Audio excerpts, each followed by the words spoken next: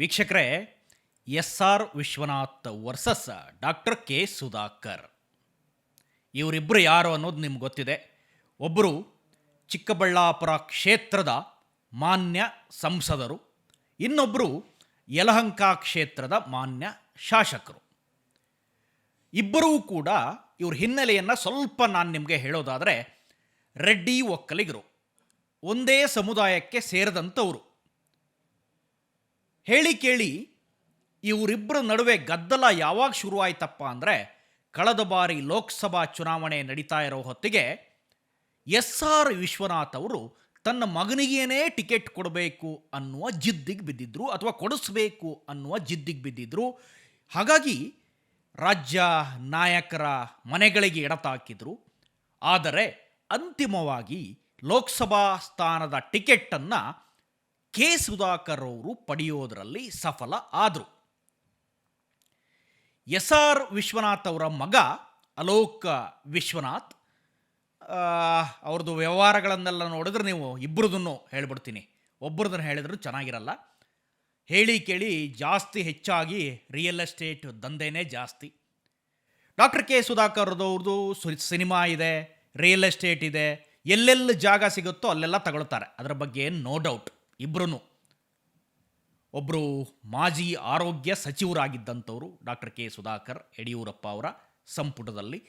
ಶ್ರೀರಾಮುಲು ಅವರು ಕೊರೋನಾ ಸಂದರ್ಭದಲ್ಲಿ ಆರೋಗ್ಯ ಸಚಿವ ಸ್ಥಾನದಿಂದ ಕೆಳಗಿಳಿದ ನಂತರ ಕಾಂಗ್ರೆಸ್ನಿಂದ ವಲಸೆ ಹೋದವರಿಗೆ ಭಾಳ ಪ್ರಮುಖ ಖಾತೆಗಳು ಸಿಗುತ್ತೆ.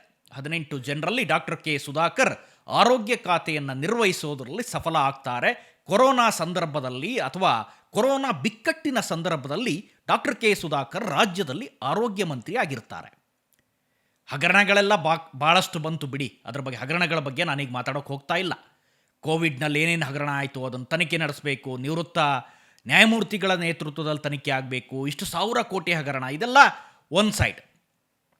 ಇನ್ನೊಂದು ಸೈಡು ಇವರಿಬ್ಬರ ನಡುವೆ ಯಾಕೆ ಕಿತ್ತಾಟ ಆಗ್ತಾ ಇದೆ? ಒಂದೇ ಸಮುದಾಯದವರು, ಇಬ್ಬರೂ ರೆಡ್ಡಿ ಒಕ್ಕಲಿಗ ಸಮುದಾಯದವರು. ಕೆಂಪೇಗೌಡ ಜಯಂತಿಯ ದಿನವಾದ ಇಂದು ಇವರಿಬ್ಬರ ನಡುವೆ ಮತ್ತೆ ಕಿತ್ತಾಟ ಜೋರಾಗಿದೆ. ಇದಕ್ಕೊಂದು ಸಣ್ಣ ಕಾರಣ ಏನಪ್ಪ ಅಂತಂದರೆ, ಡಾಕ್ಟರ್ ಕೆ ಸುಧಾಕರ್ ಅವರು ಯಲಹಂಕ ಕ್ಷೇತ್ರದಲ್ಲಿ ಬಂದುಬಿಟ್ಟು ಕೆಂಪೇಗೌಡ ಜಯಂತಿಯನ್ನು ಮಾಡ್ತಾ ಇದ್ದಾರಂತೆ. ಇದು ಎಸ್ ಆರ್ ವಿಶ್ವನಾಥ್ ಅವರ ಕಣ್ಣು ಕೆಂಪುಗಾಗಂಗೆ ಮಾಡಿದೆ. ನನ್ನ ಕ್ಷೇತ್ರದಲ್ಲಿ ಬಂದು ಕೆಂಪೇಗೌಡ ಜಯಂತಿಯನ್ನು ಮಾಡೋದಕ್ಕೆ ಡಾಕ್ಟರ್ ಕೆ ಸುಧಾಕರ್ ಯಾರು ಅನ್ನುವ ಪ್ರಶ್ನೆಯನ್ನೆತ್ತಿದ್ದಾರೆ. ಅಷ್ಟಕ್ಕೆ ಸಾಲದು ಅನ್ನುವಂತೆ ಚಿಕ್ಕಬಳ್ಳಾಪುರಕ್ಕೂ ಹೋಗಿ ಅಲ್ಲಿ ಪ್ರೆಸ್ ಮೀಟನ್ನು ಮಾಡಿ ಡಾಕ್ಟರ್ ಕೆ ಸುಧಾಕರ್ ವಿರುದ್ಧ ಹರಿಹಾಯುವಂಥ ಪ್ರಯತ್ನವನ್ನು ಮಾಡಿದರು. ಅಲ್ಲಿ ಬಿ ಜೆ ಪಿ ಲೀಡರ್ ಆಗಿರುವಂಥ ಸಂದೀಪ್ ಅನ್ನೋರನ್ನ ಮುಂದಿನ ಬಾರಿ ಚುನಾವಣೆಗೆ ನಿಲ್ಲಿಸೋದಕ್ಕೆ ನಾವು ಶಿಫಾರಸು ಮಾಡ್ತೀವಿ, ಸಂದೀಪ್ ಅವ್ರನ್ನೇ ಚಿಕ್ಕಬಳ್ಳಾಪುರ ಕ್ಷೇತ್ರಕ್ಕೆ ಚುನಾವಣೆಗೆ ನಿಲ್ಲಿಸ್ತೀವಿ, ಆ ಮೂಲಕ ನಾವು ಎಸ್ ಆರ್ ವಿಶ್ವನಾಥ್ ಅವರ ಪಡೆ ಡಾಕ್ಟರ್ ಕೆ ಸುಧಾಕರ್ ಅವರ ವಿರುದ್ಧ ಮತ್ತೊಮ್ಮೆ ತೊಡೆ ತಟ್ಟೋದಕ್ಕೆ ಪ್ರಯತ್ನ ಮಾಡ್ತು. ಸೊ ಇಬ್ಬರೂ ಕೂಡ ಭಾಳ ಪ್ರಬಲರು. ಇಷ್ಟಕ್ಕೆ ನಿಲ್ಲುತ್ತಾ ವಿಚಾರ? ಖಂಡಿತ ಇಲ್ಲ. ಇವತ್ತು ಬಂದರು ಡಾಕ್ಟರ್ ಕೆ ಸುಧಾಕರ್ ಚಿಕ್ಕಬಳ್ಳಾಪುರಕ್ಕೆ, ಕೆಂಪೇಗೌಡ ಜಯಂತಿಯಲ್ಲಿ ಭಾಗಿಯಾಗಿದ್ದರು. ಮಾನ್ಯ ಶಾಸಕರು ಎಸ್ ಆರ್ ವಿಶ್ವನಾಥ್ ಅವರಿಗೂ ಕೂಡ ಇದರ ಆಹ್ವಾನ ಪತ್ರಿಕೆಯನ್ನು ಕಳಿಸಲಾಗಿತ್ತಂತೆ. ಆದರೆ ಎಸ್ ಆರ್ ವಿಶ್ವನಾಥ್ ಅವರು ಈ ಕಾರ್ಯಕ್ರಮಕ್ಕೆ ಬಂದಿಲ್ಲ. ಬೆಂಗಳೂರಿನ ಹಲವು ಭಾಗಗಳಲ್ಲಿ ಇವತ್ತು ಕೆಂಪೇಗೌಡ ಜಯಂತಿ ನಡೀತಾ ಇದೆ. ಕೃಷ್ಣ ಬೈರೇಗೌಡ ಸೇರಿದಂತೆ, ರಾಜ್ಯದ ಮುಖ್ಯಮಂತ್ರಿ ಡಿ ಕೆ ಶಿವಕುಮಾರ್ ಸೇರಿದಂತೆ ಸುಮಾರು 6-7 ಭಾಗದಲ್ಲಿ ಜಿ ಪರಮೇಶ್ವರ್ ಒಂದು ಕಡೆ, ಕೆ ಜೆ ಜಾರ್ಜ್ ಒಂದು ಕಡೆ, ಹಲವು ಕಡೆ ಕೆಂಪೇಗೌಡ ಅವರ ಪ್ರತಿಮೆ ಅನಾವರಣ ಮತ್ತು ಕೆಂಪೇಗೌಡ ಜಯಂತಿ ಇವೆಲ್ಲವೂ ಕೂಡ ನಡೀತಾ ಇದೆ. ಯಲಹಂಕ ಕ್ಷೇತ್ರದಲ್ಲಿ ಮಾತ್ರ ಇಷ್ಟೊಂದು ಗೊಂದಲಕ್ಕೆ ಕಾರಣ ಏನು ಅಂತಂದರೆ, ಇವರಿಬ್ಬರ ನಡುವಿನ ವೈಮನಸ್ಸು. ಈ ಹಿಂದೆನೇ ಇದ್ದಂಥ ಏನು ಚಿಕ್ಕಬಳ್ಳಾಪುರದ ಎಂ ಪಿ ಆಗಿ ಮಗನನ್ನು ಮಾಡಬೇಕು ಅಂತ ವಿಶ್ವನಾಥ್ ಅಂದ್ಕೊಂಡಿದ್ರಲ್ಲ, ಅದೇ ವೈಷಮ್ಯ ಈಗ ಮತ್ತೊಮ್ಮೆ ಕಿತ್ಕೊಂಡಿದೆ. ಇಬ್ಬರು ನಾಯಕರು ಕೂಡ ಬೀದಿಲಿ ಜಗಳ ಆಡಂಗಾಗಿದೆ. ಎಷ್ಟು ಮಟ್ಟಿಗೆ ಬಂದಿದೆಯಪ್ಪ ಜಗಳ ಅಂತಂದರೆ, ನಾನಾ ನೀನಾ ಅನ್ನೋ ಮಟ್ಟಿಗೆ ಹೋಗಿದೆ. ಡಾಕ್ಟರ್ ಕೆ ಸುಧಾಕರ್ ಹೇಳ್ತಾರೆ, ಅಂದರೆ ಎಸ್ ಆರ್ ವಿಶ್ವನಾಥ್ ಅವರ ಮಾತಿಗೆ ಪ್ರತಿಯಾಗಿ, ತಾಕತ್ತಿದ್ರೆ ಚಿಕ್ಕಬಳ್ಳಾಪುರಕ್ಕೆ ಬರಲಿ ಎಸ್ ಆರ್ ವಿಶ್ವನಾಥ್, ತಾಕತ್ತಿದ್ರೆ ಬಂದು ಇಲ್ಲಿ ನಿಂತ್ಕೊಳ್ಳಿ, ನಾನು ಕೂಡ ಇಂಡಿಪೆಂಡೆಂಟ್ ಆಗೇ ಸ್ಪರ್ಧೆ ಮಾಡ್ತೀನಿ, ಅವರು ಕೂಡ ಇಂಡಿಪೆಂಡೆಂಟ್ ಆಗೇ ಸ್ಪರ್ಧೆ ಮಾಡಲಿ, ಯಾರು ಗೆಲ್ತಾರೆ ನೋಡೋಣ ಅನ್ನೋ ಮಟ್ಟಿಗೆ ರೆಡ್ಡಿ ಒಕ್ಕಲಿಗರ ಕಾಳಗ ಈಗ ಹೋಗಿದೆ. ಕೆಂಪೇಗೌಡ ಜಯಂತಿ ದಿನವೇ ಬಿ ಜೆ ಪಿಯ ಇಬ್ಬರು ರೆಡ್ಡಿಗಳು ಕಿತ್ತಾಟ ಕೂಡ ಅಷ್ಟೇ ಮಟ್ಟದಲ್ಲಿ ಜೋರಾಗಿದೆ. ಯಾರ್ಯಾರಿಗೆ ಯಾರು ಆಪ್ತರು ಅಂತ ನೋಡೋದಾದರೆ, S R Vishwanath B Y Vijayendra ಅವರಿಗೆ ಯಡಿಯೂರಪ್ಪ ಕುಟುಂಬಕ್ಕೆ ಆಪ್ತರು ಹೌದು. ಹಾಗಂತ ಸುಧಾಕರ್ ಆಪ್ತರಲ್ವಾ? ಅವರಿಗೆ ಕೇಂದ್ರದಲ್ಲೂ ಕೂಡ ಸ್ವಲ್ಪ ಕೈಯನ್ನಿಟ್ಕೊಂಡಿದ್ದಾರೆ. ಹೇಳಿ ಕೇಳಿ ಎಂ ಪಿ ಕೂಡ ಹೌದು. ಕೇಂದ್ರದಲ್ಲಿ ಮಂತ್ರಿ ಆಗಬೇಕು ಅಂತಲೂ ಕೂಡ ಒಂದು ಹಂತಕ್ಕೆ ಕಸರತ್ತನ್ನು ನಡೆಸಿದರು. ಅದು ಪೇಮೆಂಟ್ ಕೋಟಾದಲ್ಲೇ ಆಗಲಿ ಅಥವಾ ಶಕ್ತಿ ಪ್ರದರ್ಶನ ಮೂಲಕ ಆಗಲಿ ಅಥವಾ ಒಕ್ಕಲಿಗ ಕೋಟಾ ಅನ್ನೋ ಗೊತ್ತಿಲ್ಲ. ಏನೋ ಕೇಂದ್ರ ಸಂಪುಟ ವಿಸ್ತರಣೆ ಆಗುವ ವೇಳೆ ಸುಧಾಕರ್ ಅವರಿಗೂ ಕೊಡಬಹುದು ಅಂತ ಒಂದಿಷ್ಟು ಜನರ ನಿರೀಕ್ಷೆ ಇದೆ. ಬಹುತೇಕ ನನಗನ್ನಿಸುತ್ತೆ ಅದು ಸುಳ್ಳು ಅಂತ. ಯಾಕೆಂದರೆ ಮೊದಲ ಬಾರಿ ಎಂ ಪಿ ಆದವರು, ರಾಜ್ಯದಲ್ಲಿ ಬೇಕಾದಷ್ಟು ಖಾತೆಗಳನ್ನು ಪಡೆದಿರ್ಬೋದು ಅಥವಾ ಬೇರೆ ಬೇರೆ ವ್ಯವಹಾರಗಳಲ್ಲಿ ಇವರು ಫೇಮಸ್ ಆಗಿರ್ಬೋದು, ಆರೋಗ್ಯ ಇಲಾಖೆಯನ್ನು ಸಫಲವಾಗಿ ನಿರ್ವಹಿಸಿರ್ಬೋದು. ಇದೆಲ್ಲ ಬೇರೆ. ಮೋದಿಯವರ ಸಂಪುಟದಲ್ಲಿ ಇವರಿಗೆ ಸಚಿವ ಸ್ಥಾನ ಕೊಡ್ತಾರಾ ಕೇಳಿದರೆ ನಾನಂತೂ ಅದನ್ನು ಈ ಈ ಮಟ್ಟಿಗೆ ಭಾವಿಸಲ್ಲ. ಸಚಿವ ಸ್ಥಾನ ಕೊಟ್ಟುಬಿಡ್ತಾರೆ ಅಂತ. ಆದರೆ ಅವರು ಬೆಂಬಲಿಗರೆಲ್ಲ ಮಾತಾಡ್ಕೊಳ್ತಾ ಇದ್ದಾರೆ ಸಚಿವ ಸ್ಥಾನ ಸಿಕ್ಬಿಡುತ್ತೆ ಅಂತ. ಸೊ ಇಬ್ಬರ ನಡುವಿನ ಕಾಳಗ ಈಗ ಬೀದಿಗೆ ಬಂದಿದೆ. ಎಸ್ ಆರ್ ವಿಶ್ವನಾಥ್ ಅವರು ಕಾಂಗ್ರೆಸ್ನಲ್ಲೂ ಕೂಡ ಸ್ವಲ್ಪ ಚೆನ್ನಾಗಿದ್ದಾರೆ ಕೆಲವು ನಾಯಕರವರಿಗೆ.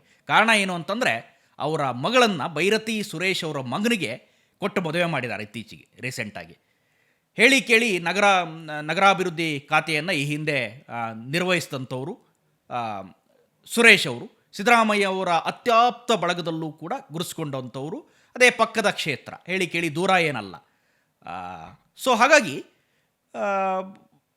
ಒಂದು ಕಡೆ ಸಚಿವರ ಸಪೋರ್ಟ್ ಕೂಡ ವಿಶ್ವನಾಥ್ ಅವರಿಗಿದೆ. ಇನ್ನೊಂದು ಕಡೆ ಇವರು ಸುಧಾಕರ್ ಅವರಿಗೆ ಹಣ ವರ್ಕ್ ಆಗ್ಬೋದು ಅಥವಾ ಕೇಂದ್ರದಲ್ಲಿ ಎಂ ಪಿ ಆಗಿದ್ದಾರೆ. ಸೊ ಇಬ್ಬರು ಕೂಡ ನಾನು ಮತ್ತೆ ಅಗೇನ್ ಅದನ್ನೇ ಹೇಳಿದೆ, ಇಬ್ಬರು ಕೂಡ ಓಟದಲ್ಲಿ ಒಂದೇ ಸಮ ಓಡುವಂದು. ಈಗ D K Shivakumar, H D Kumaraswamy ಹೆಂಗೆ ಬಲಾಬಲ ನೋಡಿದರೆ ಸಮಬಲ ಇದ್ದಾರೋ ಅದೇ ರೀತಿ ಎಸ್ ಆರ್ ವಿಶ್ವನಾಥ್ ಮತ್ತು ಡಾಕ್ಟರ್ ಕೆ ಸುಧಾಕರ್ ಕೂಡ ಸಮಬಲವನ್ನೇ ಕಾಯ್ದುಕೊಂಡು ಹೋಗಿದ್ದಾರೆ. ಸೊ ಈ ಕಾಳಗ ಎಲ್ಲಿಗೆ ಹೋಗಿ ನಿಲ್ಲುತ್ತೆ ಗೊತ್ತಿಲ್ಲ. ಮುಂದಿನ ಬಾರಿ ಚುನಾವಣೆಗೂ ಕೂಡ ಇದೇ ಕಾಳಗ ಇಬ್ಬರ ನಡುವೆ ಮುಂದುವರಿಬೋದು. ಇಬ್ಬರ ವೈಮನಸ್ಸು, ರೆಡ್ಡಿ ಒಕ್ಕಲಿಗರ ವೈಮನಸ್ಸು ಮುಂದುವರಿಬೋದು. ಇಬ್ಬರು ಕೂಡ ಹೇಳ್ತಾ ಇದ್ದಾರೆ ನಾನು ಕೂಡ ರೆಡಿ ಚಿಕ್ಕಬಳ್ಳಾಪುರದಲ್ಲಿ ಬಂದು ನಿಂತ್ಕೊಳ್ಳೋಕ್ಕೆ ಅಂತ. ಎಸ್ ಆರ್ ವಿಶ್ವನಾಥ್ ಹೇಳಿದರೆ ನಾನು ಕೂಡ ಯಲಹಂಕಕ್ಕೆ ಬಂದು ನಿಲ್ಲೋದಕ್ಕೆ ರೆಡಿ, ತಾಕತ್ತಿದ್ರೆ ಬರಲಿ ಅನ್ನೋ ಮಾತನ್ನು ಡಾಕ್ಟರ್ ಕೆ ಸುಧಾಕರ್ ಇವತ್ತು ದಾಳವನ್ನು ಉಳಿಸಿದ್ದಾರೆ. ಸೊ ಏನಾಗುತ್ತೆ ನೋಡೋಣ ಇಬ್ಬರ ಒಕ್ಕಲಿಗರ ಕಾಳಗ. ಇದಿಷ್ಟು ಈ ಕ್ಷಣದ ಅಪ್ಡೇಟ್ಸ್. ಇಂಥದ್ದೇ ಮತ್ತಷ್ಟು ಕಂಟೆಂಟ್ಗಾಗಿ ನೋಡ್ತಾ ಇರಿ ಸುಮನ್ ಟಿವಿ ಕನ್ನಡ. ಹಾಗೆಯೇ ನೀವೇನಾದರೂ ನಮ್ಮ ಚಾನಲನ್ನು ಸಬ್ಸ್ಕ್ರೈಬ್ ಮಾಡಿಲ್ಲ ಅಂತಾದರೆ ದಯವಿಟ್ಟು ಈ ಕೂಡಲೇ ಸಬ್ಸ್ಕ್ರೈಬ್ ಮಾಡಿ, ಶೇರ್ ಮಾಡಿ, ಲೈಕ್ ಮಾಡಿ ಮತ್ತು ಕಮೆಂಟ್ ಮಾಡೋದನ್ನು ಮರಿಬೇಡಿ. Thank you.